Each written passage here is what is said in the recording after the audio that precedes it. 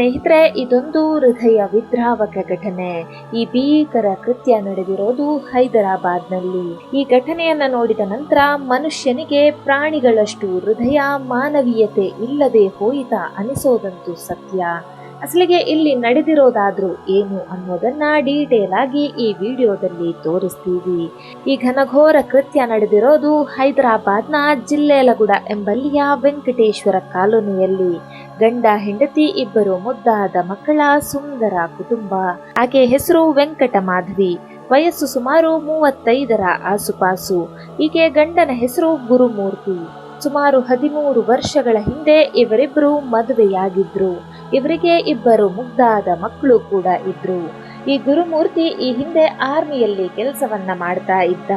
ಸುಮಾರು 5 ವರ್ಷಗಳ ಹಿಂದೆ ಭಾರತೀಯ ಸೇನೆಯಿಂದ ಈತ ನಿವೃತ್ತಿಯನ್ನ ಪಡೆದುಕೊಂಡಿದ್ದಾನೆ. ನಿವೃತ್ತಿಯ ನಂತರ ಅಂದ್ರೆ ಸುಮಾರು 5 ವರ್ಷಗಳಿಂದ ಹೈದರಾಬಾದ್ನ ಜಿಲ್ಲೇಲಗುಡದ ವೆಂಕಟೇಶ್ವರ ಕಾಲೋನಿಯಲ್ಲಿ ಪತ್ನಿ ಮತ್ತು ಇಬ್ಬರು ಮಕ್ಕಳೊಂದಿಗೆ ಈ ಗುರುಮೂರ್ತಿ ವಾಸವಾಗಿದ್ದ. ಈ ಮಾಧವಿ ಮತ್ತು ಗುರುಮೂರ್ತಿ ನಡುವೆ ಆಗಾಗ ಸಣ್ಣ ಪುಟ್ಟ ವಿಚಾರಗಳಿಗೆ ಜಗಳ ನಡೀತಾ ಇತ್ತು. ಈ ಬಾರಿ ಈ ಜಗಳ ಮಿತಿ ಮೀರಿ ಹೋಗಿ ಆಕೆಯನ್ನ ಕೊಲೆ ಮಾಡಿದ್ದ ಈ ಗುರುಮೂರ್ತಿ. ನಂತರ ಮಾಧವಿಯ ಪೋಷಕರಿಗೆ ಆಕೆ ಕಾಣೆಯಾಗಿದ್ದಾಳೆ ಅನ್ನೋ ಸುಳ್ಳು ಸುದ್ದಿಯನ್ನ ಹೇಳ್ತಾನೆ. ನಮ್ಮಿಬ್ಬರ ನಡುವೆ ಸಣ್ಣ ವಿಚಾರಕ್ಕಾಗಿ ಜಗಳ ಆಗಿತ್ತು. ನಂತರ ಆಕೆ ಹೇಳದೆ ಕೇಳದೆ ಮನೆ ಬಿಟ್ಟು ಹೋಗಿದ್ದಾಳೆ ಅಂತ ಮಾಧವಿಯ ಪೋಷಕರಿಗೆ ಈ ಗುರುಮೂರ್ತಿ ಹೇಳ್ತಾನೆ. ಆಕೆಯ ಪೋಷಕರು ತನ್ನ ಮಗಳ ಬಗ್ಗೆ ಸಂಬಂಧಿಕರ ಮನೆಯಲ್ಲೆಲ್ಲ ವಿಚಾರಣೆ ಮಾಡ್ತಾರೆ.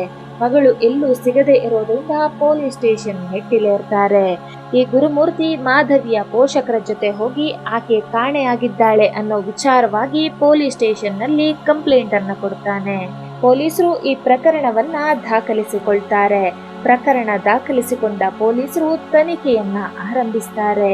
ತನಿಖೆಯ ಸಮಯದಲ್ಲಿ ಗುರುಮೂರ್ತಿಯ ಮೇಲೆ ಪೊಲೀಸರಿಗೆ ಅನುಮಾನ ಬರುತ್ತೆ. ತಮ್ಮದೇ ಶೈಲಿಯಲ್ಲಿ ಪೊಲೀಸರು ತನಿಖೆಯನ್ನ ನಡೆಸ್ತಾರೆ. ಆಗ ಗುರುಮೂರ್ತಿ ತಾನು ಮಾಡಿದ ತಪ್ಪನ್ನ ಒಪ್ಪಿಕೊಳ್ತಾನೆ. ಪತ್ನಿಯನ್ನ ಬರ್ಬರವಾಗಿ ಕೊಂದ ವಿಚಾರವನ್ನ ಹೇಳಿದಾಗ ಒಂದು ಕ್ಷಣ ಪೊಲೀಸರೇ ಬೆಚ್ಚಿ ಬಿದ್ದಿದ್ರು.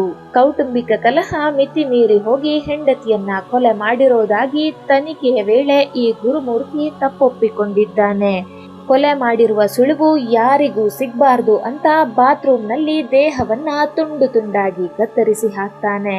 ನಂತರ ಇದನ್ನ ಪ್ರೆಷರ್ ಕುಕ್ಕರ್ ನಲ್ಲಿ ಬೇಯಿಸ್ತಾನೆ.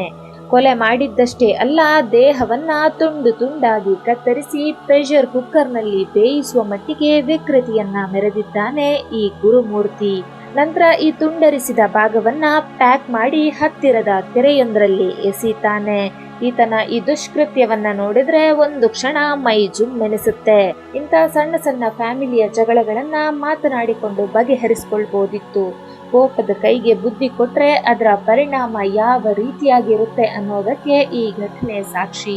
ಇಂಥ ಘಟನೆಯಿಂದ ಜನಸಾಮಾನ್ಯರು ಕೂಡ ಸಾಕಷ್ಟು ಪಾಠವನ್ನ ಕಲಿಯೋದಿದೆ. ನಮ್ಮ ಸಮಾಜ ಯಾವ ಕಡೆ ಹೋಗ್ತಾ ಇದೆ, ಇಂಥ ಘಟನೆ ನಮ್ಮ ಸಮಾಜದಲ್ಲಿ ಮತ್ತೆ ಮತ್ತೆ ಆಗ್ತಾ ಇದೆ ಅಂದ್ರೆ ಅದಕ್ಕೆ ಪ್ರೇರೇಪಣೆ ನೀಡುವ ಅಂಶ ಯಾವುದು, ನಮ್ಮ ಕಾನೂನಿನ ವ್ಯವಸ್ಥೆ ಸರಿ ಇಲ್ವಾ ಅನ್ನೋದನ್ನ ನಾವು ಯೋಚನೆ ಮಾಡಲೇಬೇಕಾಗುತ್ತೆ.